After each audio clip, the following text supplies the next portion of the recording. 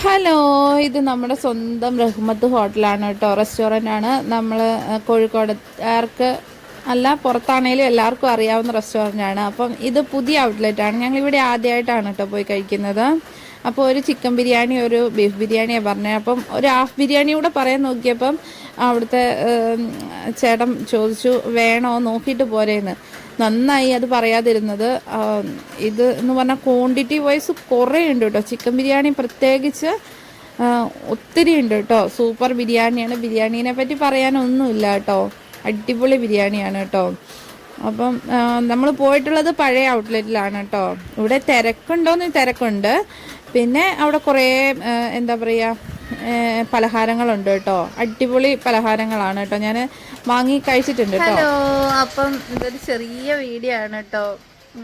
എന്താന്ന് പറഞ്ഞാൽ നമ്മൾ റഹ്മത്തിൽ മുൻപും പോയിട്ടുണ്ട് കേട്ടോ. നമ്മൾ അതിനായിട്ട് വ്ളോഗ് ചെയ്യാനായിട്ട് പോയില്ല, ജസ്റ്റ് പോയപ്പോൾ എടുത്തതാണ് കേട്ടോ.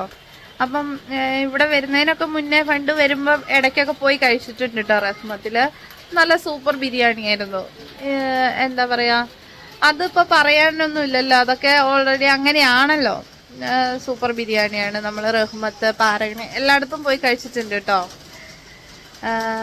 അപ്പം ചെറിയ വീഡിയോ കണ്ടിട്ട് ആരും ഒന്നും വിചാരിക്കരുത് കേട്ടോ. ഞാൻ ജസ്റ്റ് ചുമ്മാ അങ്ങ് ഇട്ടുന്നേ ഉള്ളൂ.